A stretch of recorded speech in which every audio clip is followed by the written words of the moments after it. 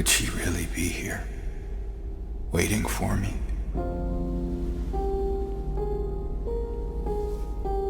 Mary died of that damn disease 3 years ago. What up, YouTube? What the heck is up? It's Hellhound30X coming at you one more freaking time. What is up for all 10 or 5 of you that follow my channel after all these years? Really, guys, I guess I'm gonna make videos now, kind of on my own accord, but it's not really gonna be like a lot of videos. I'll give you guys my input on certain things, and I'll be talking about life and video games. And I realize YouTube has changed quite a bit.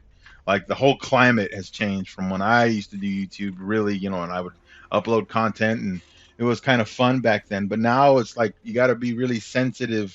You got to tippy toe around a lot of sensitive people's opinions, and that's kind of a drag. So like, I mean, if you want to make it big in YouTube, you have to do a lot of how-to videos, and you kind of have to keep posting content, and that's just not me, man.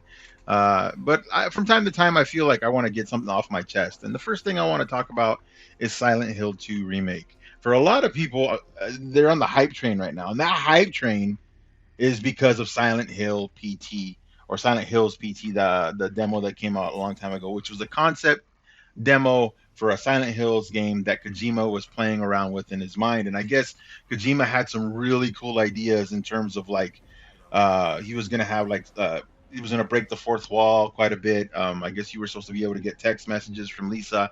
I guess you were gonna enter your phone number and it was gonna call you at any random time of the day, and you would just get these creepy texts and stuff like that. I guess Kojima had some really cool stuff, and I believe that if Kojima had continued to make that title, I believe that he would have been another trendsetter in the game industry, and a lot of other developers would have followed suit.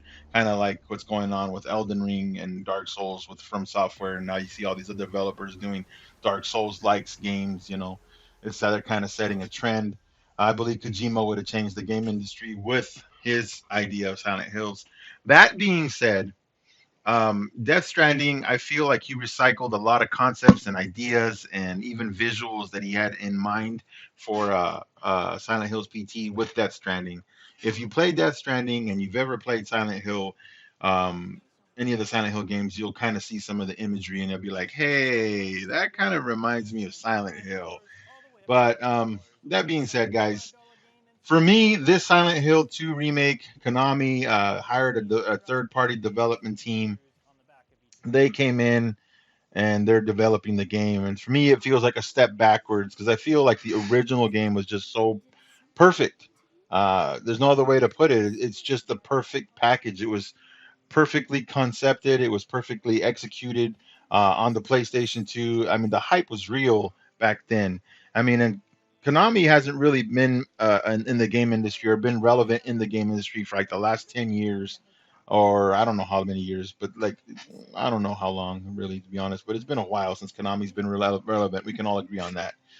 But my thing is, I just feel like this Silent Hill game right here is a freaking remake. It's like, I mean, not a remake. It's a cash grab. It's something to pacify the Silent Hill fans that have been crying for a new Silent Hill, crying out for a new Silent Hill. And I'm an old fan of Silent Hill. I've been there since the original demo came out with PSN or the official PlayStation magazine. I have that demo. I have the original. I have my original 2, my original 3. The only one I don't have is Silent Hill for the Room.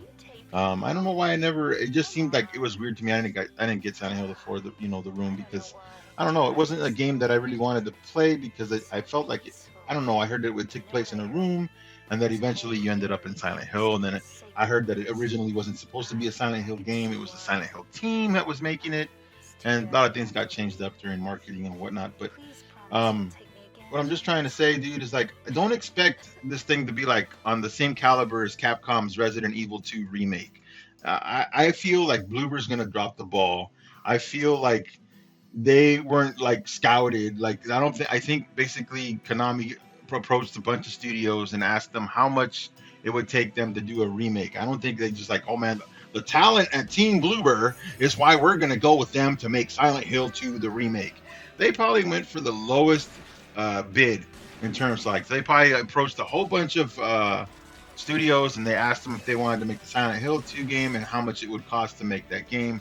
And I'm pretty sure they looked at the numbers and they say these guys seem the most profitable. So hopefully that money, hopefully Team Bloober knows how to what do you call it? Hopefully they know how to budget themselves and the money doesn't run out and we don't have another Metal Gear Solid 5 The Phantom Pain and the game just ends. You know what I mean? So like I don't know. I'm very skeptical at this point. I still feel that the original is the best version out there. A lot of people would argue and say that the voice acting is horrible, the voice animations, but this stuff was cutting edge, man. You don't even understand. Early 2000s, you're just playing this on your PS2 in your living room, and it was huge, galaxy miles away from the original PlayStation. And then you saw this on PlayStation 2. There was just a lot of hype behind it. And I remember going to Walmart and buying my copy, going home, and my roommate started playing it, and they were just in love with the game. And I would get to sit in, and then eventually I played it on later on myself. Um, but this was during the early days. But that way, either way, that's what I think. My idea on Silent Hill 2 is that the remake. It's not gonna be as high as the Resident Evil 2 remake. It's not gonna be on that quality, especially when you start hearing them say stuff like, we're modernizing it a little bit, but we want to keep the same atmosphere, which is kind of easy because they brought in Akira Yamaoka. Anybody who's ever played Silent Hill knows who Akira Yamaoka is, Yamako, whatever. He's basically the guy who gave Silent Hill its soul with the music, with the creepy, eerie music. Silent Hill 1, Silent Hill 2, Silent Hill 3, 4. I mean, he was on there for quite a bit. I think he's done like 8 Silent Hill games or something like that, which are the spin offs, like the little. I'm not sure. I know that he did do Silent Hill Homecoming, and I know he did another one. He was on there for a pretty big chunk, and then he left. But anyways, he's back, so he's doing the music for Silent Hill 2 remake, which is cool. And then they brought back the original concept artist for Ito. I only know his last name is Ito. I can't pronounce his first name. Um, and he's basically back on board. But I almost feel like, how is he going to make any new concepts for a 20-year-old established game? How is he going to change anything? Like, really, I think he's just there. And I think for the most part, he's just there to be that way. There's two of the founding members from Team Silent are working on it. I hate to sound so like, what do you call it, negative about this, but I just feel that this is not going to be, it's not going to be living up to everybody's caliber. And when you see the difference between the model for or the character model for James Sunderland, he looks kind of sad and weepy and weak. He looks weak. When you look at the PS2 version, he looks like he was in the military. It looks like he's a little bit stronger. Yeah, and I know you can take out the shadows and you look at his face and he's got a dorky looking face too, but he doesn't look as sad and pathetic as the guy we see in the remake trailer. His face, he just looks really skinny. I mean, which will probably make sense. Maybe they're rethinking things and they're like, he should look tormented and he should look like he hasn't eaten for days and he's just living in his own hell. I guess that kind of makes sense, but he doesn't look as cool as James Sunderland, and I feel like it's a step backwards, man.